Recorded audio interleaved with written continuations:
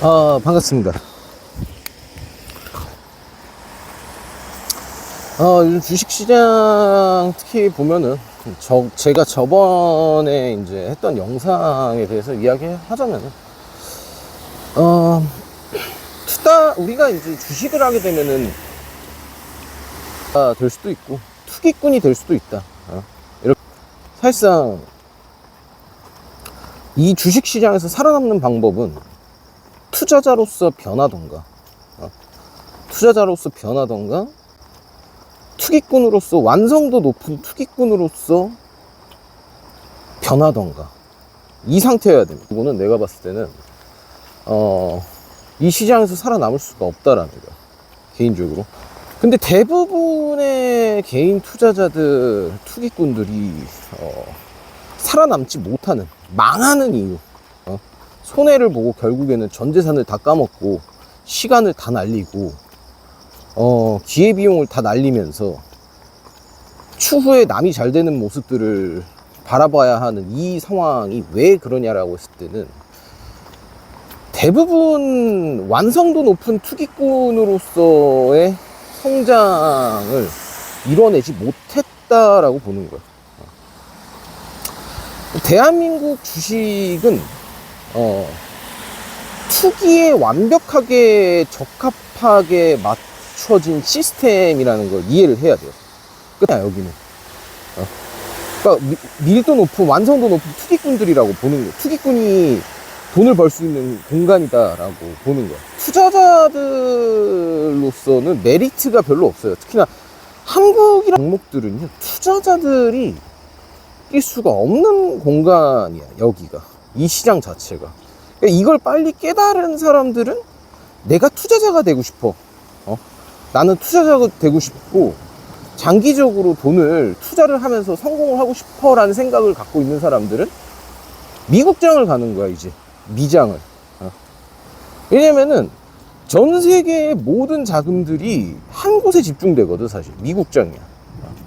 미장을 가게 될 수밖에 없다라는 거지. 투자자로서의 삶을 살기에는 미장, 혹은 투기꾼으로서 완성되지 못한 사람들도, 완성되지 못한 투기꾼들을 가게 되면은 꽤나 난이도가 너무 쉬운 거야, 이게. 난이도가 너무 쉽다. 한국장에 비하면, 국장에 비하면. 근데 국장이 제일 어려운 게 뭐냐면은 미장 대비 가치가 절하가 너무 많이 되어 있기 때문에 계속 그 눈높이를 미국 기준으로 계속 잡으려고 하는 성질이 워낙 크다는 거지. 그러니까 한국 시장은 미국에 대비했을 때는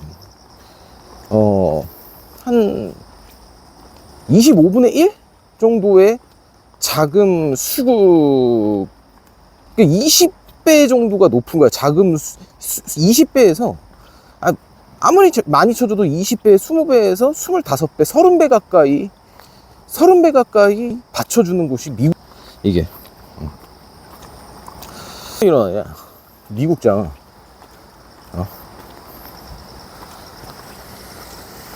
그냥 남들이 좋다고 하는 주식을 오래 묵혀두기만 하면은 어느 정도 수익이 다 나오는 게임이 된다라는 거지. 근데 이 시스템이 왜 그렇냐라고 했을 때는 세금을 걷어내는 시스템과 맞물리기 때문이야. 뭐냐면은 미국 시장은 주식을 해서 수익이 났을 때 비로소 세금을 걷어. 그러니까 어떤 투자자들이 수익을 내잖아. 그 수익에 대한 세금만 걷는다는 거야. 근데 반면에 한국은 어떠냐? 세금을 거래를 하는 동시에 세금을 내게 되어 있어. 거래를 하는 동시에 세금을 내게 되어 있단 말이야. 그러면은 이 주식시장에서 가장 큰 수혜를 받는 거는 결국에 하우스 역할을 하는 정부라는 거지. 정부야말로 사실 하우스다. 이 주식시장의 가장 큰 하우스는 정부다. 근데 이 정부 입장에서, 이 하우스 입장에서 미국이라는 카지노, 주식 카지노 도박장은 수익을 나야지만 세금을 걷어가는 형태고, 한국이라는 카지노는 수익이 안 나도 게임에 참여하는 티켓 비용으로만 세금을 걷어내는 형식이기 때문에 어쩔 수 없이 이 등락폭이 굉장히 강할 수밖에 없고, 장기 투자보다는 단기 투자 혹은 여러 번 투자를 하는 스캘핑, 단타, 이 시장에 맞춰갖고 성장했을 거고, 그 시스템을 버릴 수가 없다라는 거지. 왜냐? 세금을 많이 걷어낼 수 있는 방법이니까. 얘네들이 수익이 나든 안 나든 관심이 없는 거예요. 사실 솔직히 말하면 수익이 나는 것보다 더 중요한 거는 세금을 어떻게 하면 더 많이 걷어낼까, 어떻게 하면은 거래량이 많은 곳에 들어가서 거래를 활발하게 할까, 샀다 팔았다 계속하게 만들까, 얘네들을. 이 시스템을 구축할 수밖에 없다라는 거죠. 그러니까 장기적인 투자 관점에서의 한국 시장은 굉장히 어렵다라는 거지, 난이도가. 저 같은 경우도 지금 한 종목에 지금 현재 2주 가까이 지금 그냥 가만히 있습니다. 진입 후 가만히 있어요. 너무 고통스러워. 왜냐면은 다른 종목들이 가서 먹을 수 있는 자리들이 그 안에서 하루에도 두세 번 정도, 그걸 2주라고 생각해봐. 그러면은 거의 2주 동안, 2주 가까이 나는 거의 한 최소 못해도 20번에 먹을 자리를 놓치고 있어야 되는데, 이게 장기 투자를 하는 게 과연 맞나라는 생각을, 의심을 할 수밖에 없는 거야, 내 입장에서는. 야, 이게 맞나? 하루에 1, 2% 혹은 3, 4% 먹을 자리가 대형주에서 나오는데, 지금 내가 이게 장기 투자를 하는 게 맞는 건가 라는 의심을 들 수밖에 없다라는 거고. 근데 하지만 내가 그럼에도 불구하고 지금 고질적인 내 체질을 바꾸려고 하는 거는, 이 단기 투자 시스템은 결국에는 깡통을 찰 수밖에 없는 시스템이라는 걸 이해해야 돼. 그러니까 내가 완성도 높은 투기꾼으로서 단기 투자를 완성을 하려면은 거쳐야 되는 과정 중에 하나가 장기 투자로 크게 한번 먹어보는 그 기억이 있어야 된다라고 보는 거야, 내가. 왜냐면 그래야지 타점을 잡는 데 있어서 굉장한 지식이 하나 쌓이는 거거든. 그러니까 왜냐면 높이 올라갔다고 해갖고 이거는 여기가 끝이야 하고서 안 들어가는 게 아니라, 이 위로도 먹을 수 있는 자리가 있다라는 거를 몸소 느껴야 돼. 그리고 세력들이 어떻게 해서 얘네들을 털어먹는지 그걸 봐야 한다는 거지. 밖에 비가 내리고 있습니다. 밖에 비가 내리고 있는데, 어떻게 보면은 이 비하고 이 인간이, 어떻게 보면 현대 문명에 사는 인간들이 가장 마주해야 할 자연 재해라고 해야 되나? 이 비도? 이 자연 재해가 어떻게 보면 비야. 이 비가 내리기 전에 현상들이 존재합니다. 현상들이 존재. 어떤 현상들이 존재하냐면은,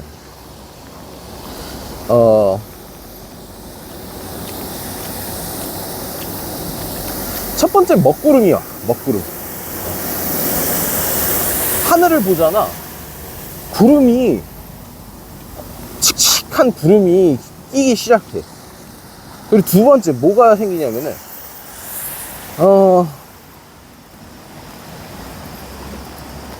후두둑 바닥에 약간씩 빗방울이 점이 찍히기 시작해, 물이. 그러면은 이제 비가 오기 시작한다라고 가정하에 했을 때, 이제 비가 오기 시작할 거야. 비가 오기 시작한다라고 가정하에 했을 때 이제 비가 올 것 같지 않아? 그치? 그러면은 사람들은 보통 어떤 선택을 하냐고. 우산을 챙기건,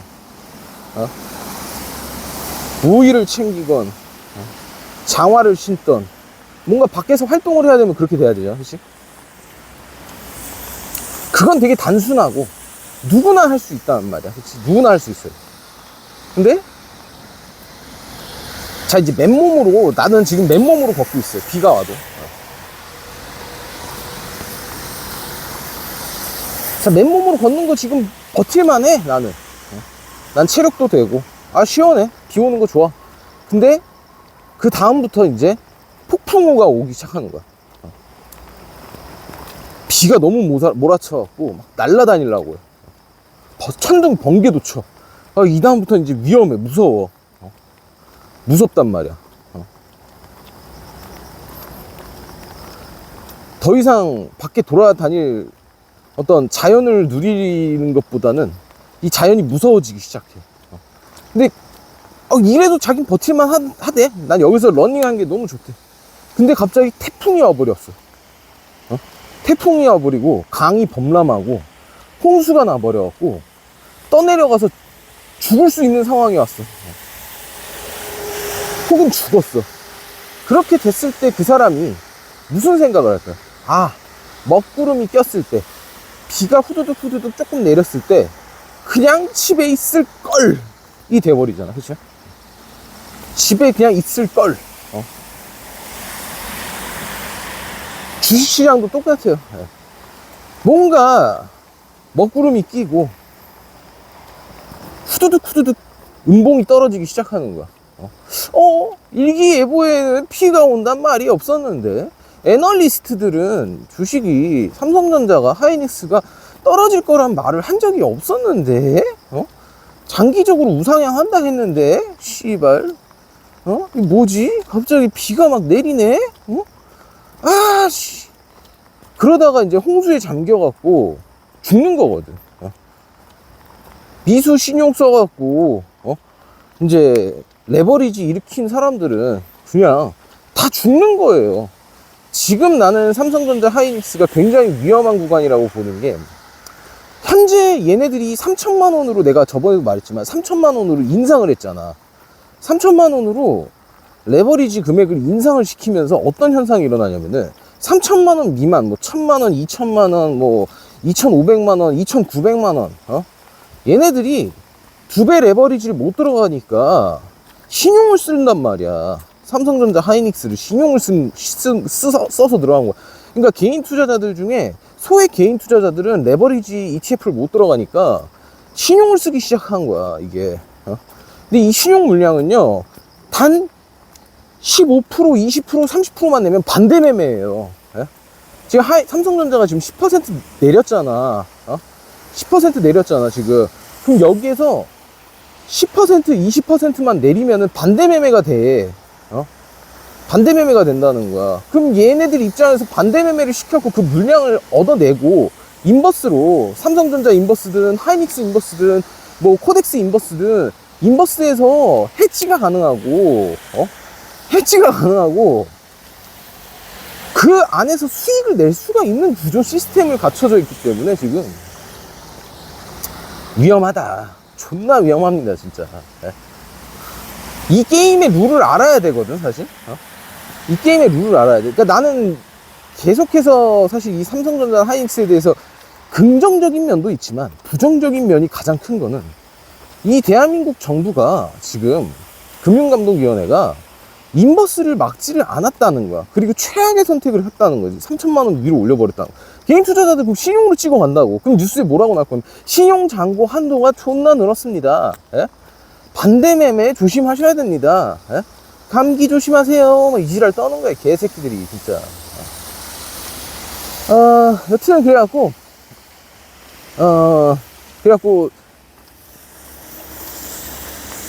이 구간은 지나가잖아요. 지나가면은 여기가 이제 나오겠죠. 아, 여기는 눌림이었는지, 신용 반대 매매를 하기 위한, 장기 투자자, 신용을 쓰고 장기 투자를 한 악성 매물이라고 하죠, 걔네들. 씹새끼들이 악성 매물이라고 합니다.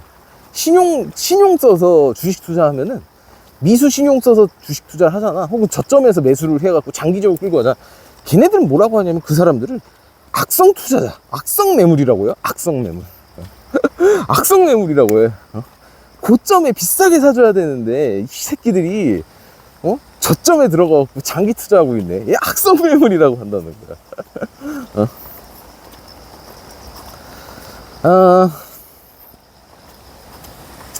여튼 그렇습니다. 예, 여튼 뭐 이야기를 하자면은, 이 시장 자체가 사실 지금 레버리지 ETF 인버스라는 무기를 쥐어졌잖아. 이 시장은 현재 세력들한테 인버스라는 강력한 무기를 줬어요. 그리고 얘네들 이 강력한 무기를 제대로 활용하려고 어떻게 했냐면은, 인버스가 떨어지면은 무조건 삼성전자나 하이닉스도 떨어지게끔 괴리율 오차를 거의 없게끔 실행하라, 이렇게 해놨단 말이야. 그러니까 뭐냐면은, 적은 돈으로도 주가를 개박살 낼 수 있게 너네들이 이걸 실행하라, 이렇게 만들어 놓은 거야. 그러니까 인버스를 매수를 계속 하잖아. 그러면 반대로 정상적인 본주의 가격을 존나 찍어 누를 수 있게끔 괴리율을 없애라, 이렇게 해놓은 거야. 그 말을 너네들은 봐야 된다는 거야. 얘네들은 지금 현재 애널리스트들인지 걔네들인지 다 이야기를 안 해주잖아. 얘들이 지금 그러잖아. 지금 현재 정부에서 괴리율 발생을 최소화해라, 그 말 뜻이 좋은 게 아니야, 나쁜 거야. 뭐냐면은, 적은 돈으로도 개박살 낼 수 있게끔 합당하게 너네들 시스템 만들어라, 이거야. 응? 10,000원도 안 되는 ETF $10,000도 안 되는 ETF 그 거래를 얘네들이 100만원짜리 20만원짜리 얘네들을 움직일 수 있게끔 만들어라, 이렇게 해놓은 거예요. 네? 진짜 존나 위험한 상황이다. 그리고 장기적으로 제가 말씀드리자면은, 우리가 그 주식에 있어서 주주환원 정책으로 주주환원 정책으로 자사주를 매입을 해서 소각을 한다던가, 자사주를 매입을 해서 소각을 한다던가, 배당금을 준다던가, 이런 것들 있잖아요. 이게 양날의 검입니다. 사실 솔직히 말씀드리면요, 투기꾼들 입장에서 자사주 소각이나 자사주 소각은 모를지언정, 근데 장기적인 투자자들 입장에서 솔직히 말하면요, 어떤 회사가 자사주를 매입을 한다던가, 배당금을 준다던가, 그게 별로 효과가 없어요. 좋지가 않습니다. 오히려, 왜냐면은 주식의 가치를 높이기 위해서, 주식의 가치를 높이려고 하는 행위잖아, 그렇지? 주식의 가치를 높이기 위해서 이 회사의 고간을 털어내야 되는 상황이잖아, 그렇지? 그럼 그 회사의 가치가 떨어지는 거예요. 그러니까 어떤 주주를 환원하기 위해서 어떤 정책을 펼치는 거는 본질적으로 회사의 가치를 떨어뜨리는 행위와 맞물릴 수밖에 없어요. 네? 맞물릴 수밖에 없다는 거야. 이걸 표현을 하자면은, 이걸 예를 들자면 되게 좀 어려울 것 같긴 한데, 간단하면서도, 여자하고 남자하고 비유를 하자면 그거야. 여자는 돈 많은 남자를 원해. 능력 있고 돈 많은 남자를 원하는데, 이 남자가 10억이 있어. 10억. 지금 현재 재산으로 10억이 있는데, 이 남자가 이 여자한테 1억짜리 차를 선물을 해줬어. 나 너 사랑한다고, 결혼하고 싶다고 1억짜리 차를 선물을 해줬어.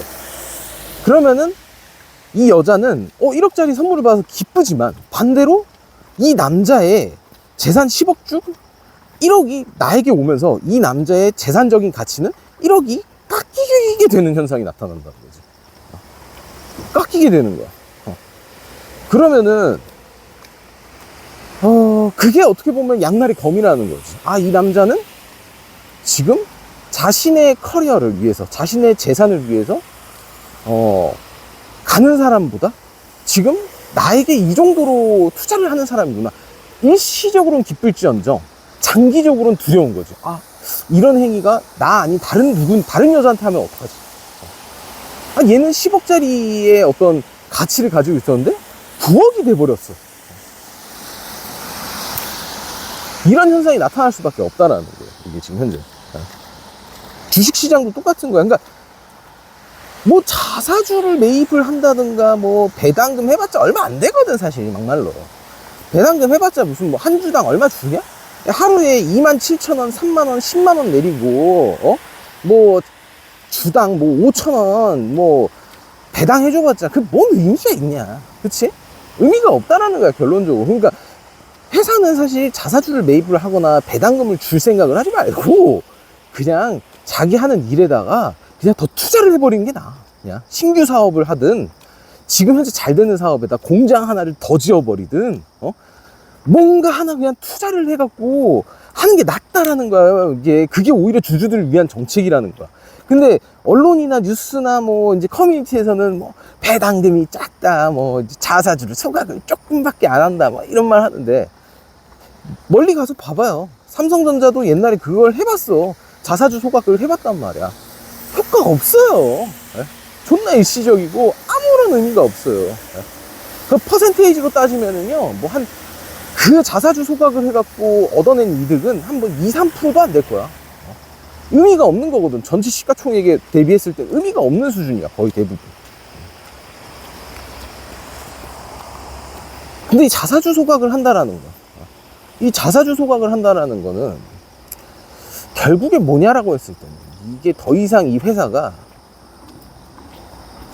호재가 없을 수도 있습니다. 투자할 데가 없는 거야, 이제.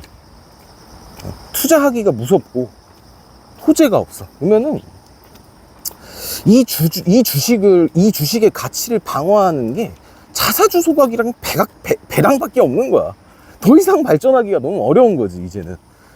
전 매출, 전 영업이익을 넘길 수가 없는 상황이다 판단을 하잖아. 그럼 자사주 소각하고 배당 주는 거야, 그냥. 그러면서 그냥 그 주가를 안정시키는 것밖에 안 되는 거지.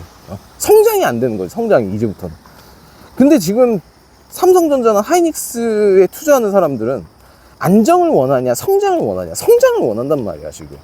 그럼 맞물려 버리는 거야. 얘네들은 성장을 원하거든. 이 글로벌 무대에서 엄청난 성장을 원하는데, 저기다가 110조 원을 쓰든 40조 원을 그냥 생돈을 주식으로 그냥 소각시켜 버린다는 거 보면은 이게 악재라는 거야, 사실. 악재입니다, 악재. 이게 악재가 이게 왜 악재냐 그러는데, 악재 맞다니까. 얘들 돈도 없어. 사실 하이닉스 톡 까놓고 말하잖아요. 돈도 줬도 없어요, 지금 삼성전자 대비. 지금 이제 사이클 타기 시작했고 이제 현금 확보해야 하는데 40조 원어치 자사주 소각한다고? 사실 투기꾼들 입장에서는 화끈하겠지. 근데 투자자들 입장에서는 어떨까? 투자자들 입장에서는 불안할 수밖에 없을 거야. 그 와중에 노동자들한테는 돈을 존나 퍼다 주고 있어. 노동자들한테는 돈을 존나 퍼다 주고 있어.